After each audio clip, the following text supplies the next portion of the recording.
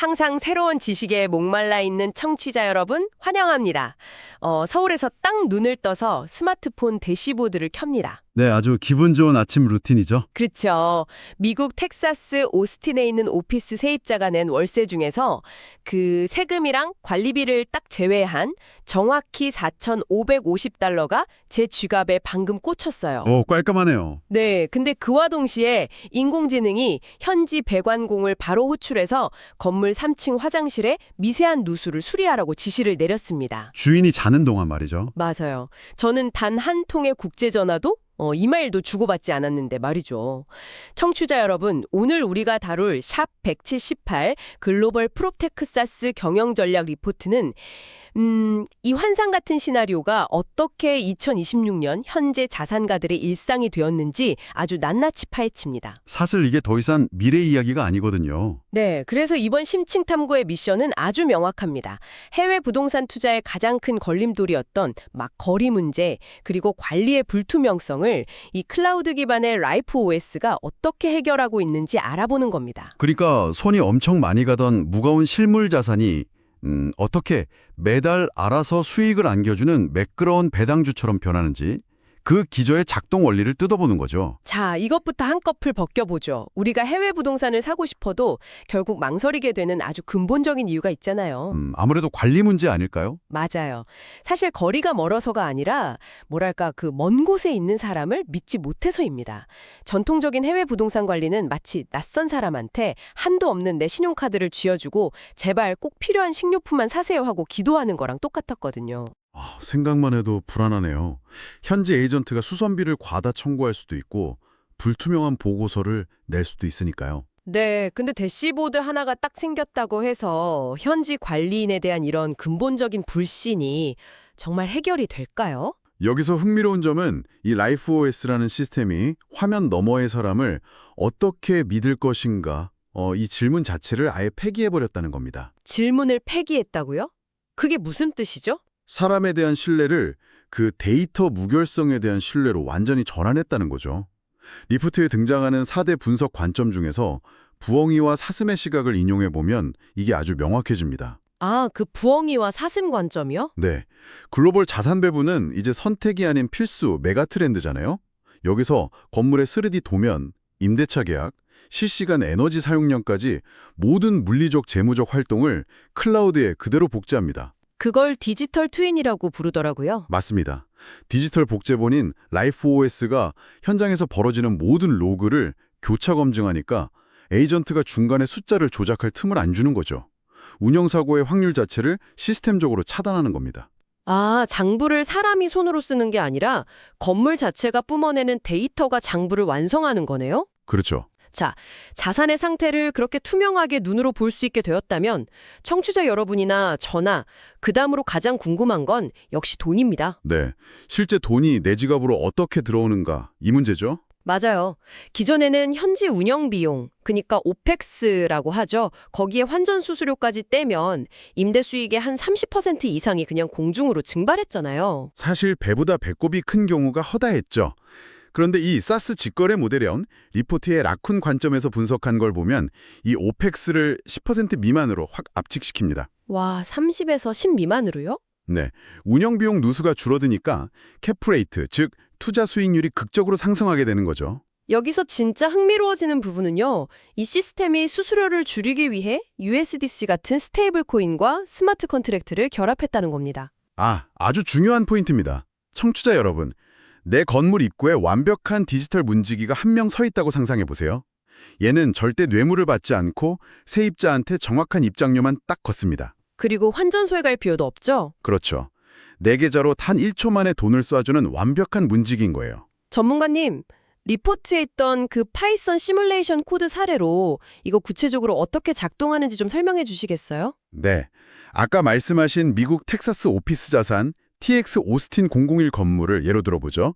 월 임대료가 $5,000라고 치면요. 네, $5,000? 세입자가 $5,000를 결제하는 순간 클라우드의 스마트 컨트랙트가 딱 실행됩니다.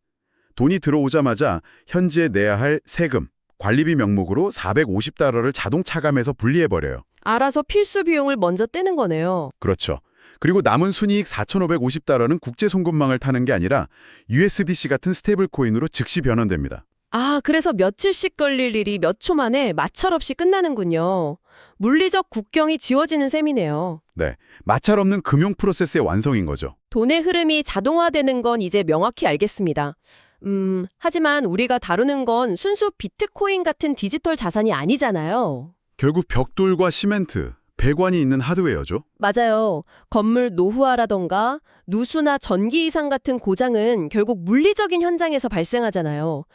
돈의 흐름만 통제한다고 건물 유지가 되나요? 바로 그 지점에서 하드웨어 관리의 영역으로 넘어갑니다. 원격 자산 모니터링과 사물 인터넷, IoT 센서 네트워크가 투입되는 거죠. 예를 들면 스마트 도어락이나 수량, 전력 센서 같은 것들이요? 네, 여기서 핵심은 예지 보전 기술입니다. 단순히 상태를 보는 걸 넘어서 기계가 고장 징후를 사전에 포착하는 거예요. 아, 에어컨이 완전히 고장나기 전에 센서가 먼저 이상을 감지하는 식이군요. 맞습니다. 감지하자마자 현지 기술자에게 자동으로 작업 지시서를 발송하고 수리가 끝나면 결제까지 완료해버립니다. 잠깐만요. 예지 보전.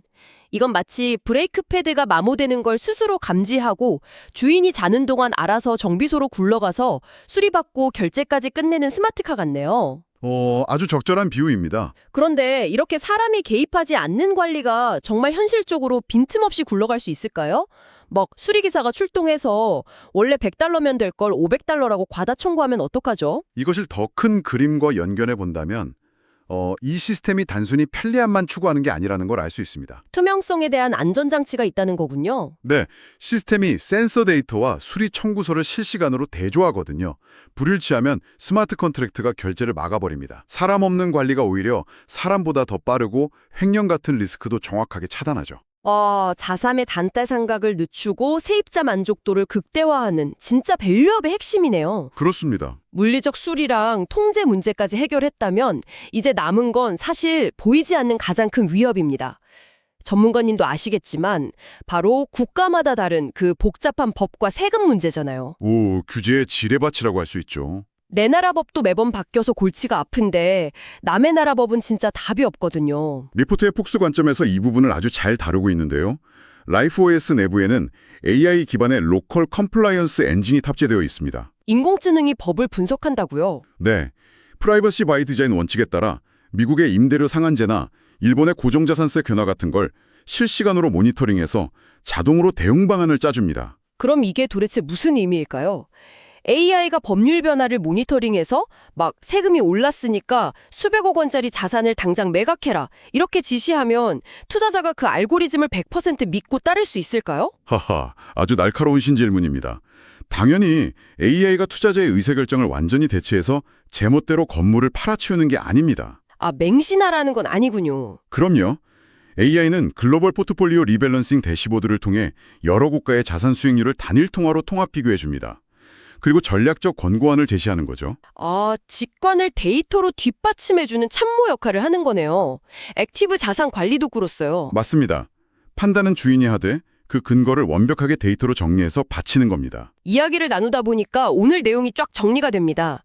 모든 투명한 운영 데이터, 그러니까 이 로그들이 어떻게 자산의 밸류에이션을 높이는지가 핵심이네요. 네, 그게 바로 데이터 자산화의 완성입니다. 이 데이터 자체가 건물의 신용 등급이 되는 거예요. 추후에 토큰 증거나 그 STO를 하거나 건물을 통매각할 때 이 무결성 데이터가 엄청난 프리미엄의 근거가 된다는 거잖아요. 정확합니다. 그래서 청취자 여러분이 이 내용을 꼭 아셔야 하는 겁니다. 부동산은 더 이상 벽돌과 시멘트의 싸움이 아니에요.